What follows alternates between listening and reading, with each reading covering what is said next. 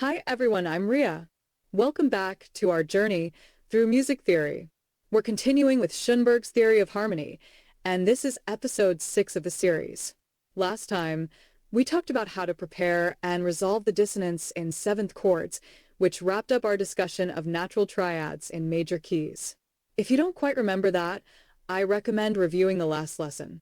Today, we're moving on to chord inversions. So, what are chord inversions?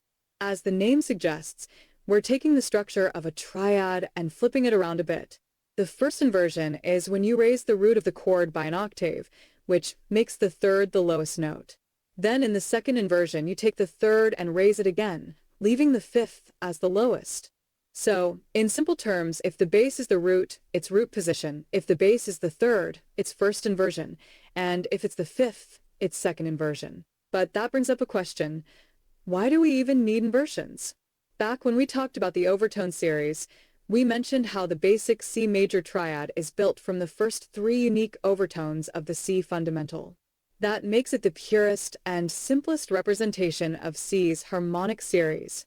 But once we invert the chord and the C is no longer the bass note, that natural overtone relationship gets disturbed. As a result, while the function of the inverted chord remains similar to the root position, the sound becomes less pure. So, while the chord tones still determine its function, the bass, being the most resonant part of the overtone series, has a huge impact on the final sound. So, we use inversions for a few reasons. First, because they sound different from root position chords, even though they serve the same function. That means we can use them to create more interesting harmonic textures, especially when we're still working with just a few basic chords. It helps keep our phrases from getting too boring. Second, first inversion chords are great for smoothing out the bass line. They help us write better voice leading, keep parts in a comfortable range, and sometimes solve tricky spots where otherwise the voices would be hard to manage. Now, let's take a closer look at the first inversion, also known as the 6-3 chord, or more commonly, the 6th chord. Why 6? Because the bass forms a third and a sixth with the other 2 chord tones. For simplicity, we just call it a 6th chord. As we said, while it functions like the root position chord, it sounds different. Let's take a listen.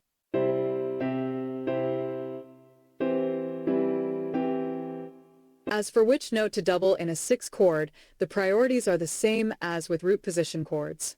First choice, double the root. Second, the 5th. Least desirable, the 3rd. After all, the 3rd is already the bass and defines the chord's quality.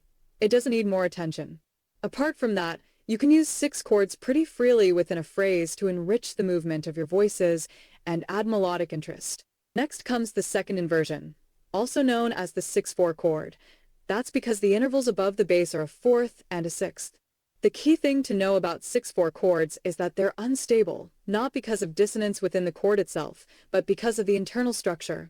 For one, the bass is the 5th of the chord, in C major. That's G. But here's the kicker.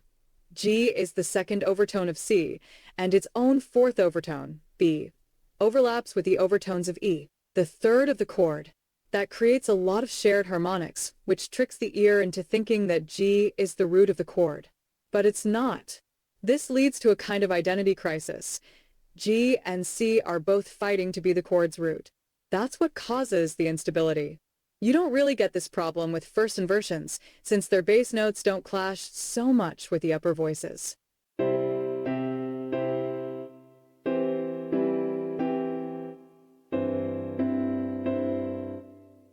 So how do we deal with this little power struggle in the 6-4 chord? Easy, use it as a passing chord. That means you either prepare the chord's root or its bass in the previous chord, and then in the next chord, you make sure the bass either steps up or down smoothly, or just stay motionless. In this way, the 6-4 becomes a temporary bridge, not a destination. I've included a diagram in this slide to show how this works. Feel free to pause and study it if you need. Now, how do we use these inversions in actual phrases? Well, at the beginner level, we generally want to keep things clear. That means we don't use 6 chords at the very beginning or end of a phrase. Stick with root positions there to firmly establish the key. For now, we'll still stick to using chords that share common tones. 7th chords still need proper preparation and resolution.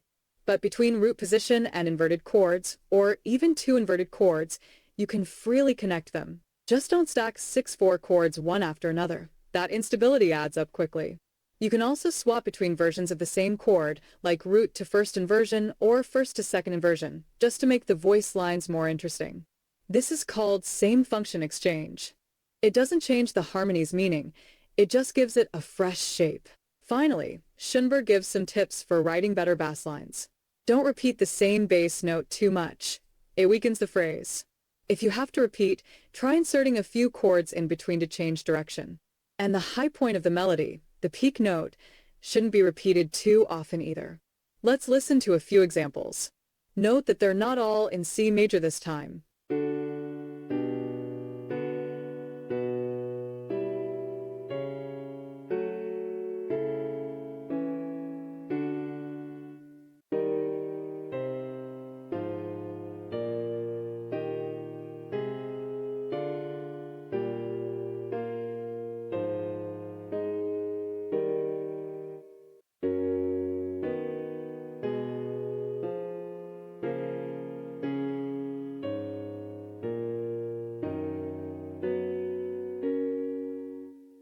Oh, and before we wrap up, yes, it's time to talk about parallel fifths and octaves.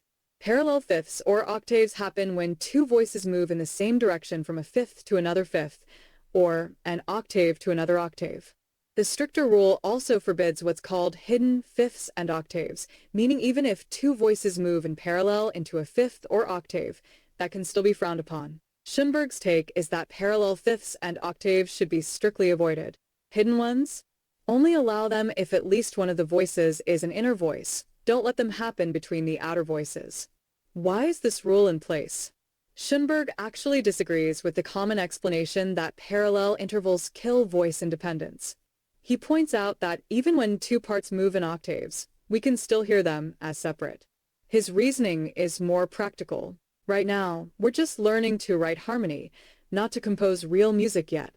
We don't have the skill to balance things properly. Also, harmony teaching should follow the historical path, step by step. And besides, music isn't just about rules, it's also about taste. Maybe the ban on parallel fifths just reflects our desire for fresher, more interesting sounds.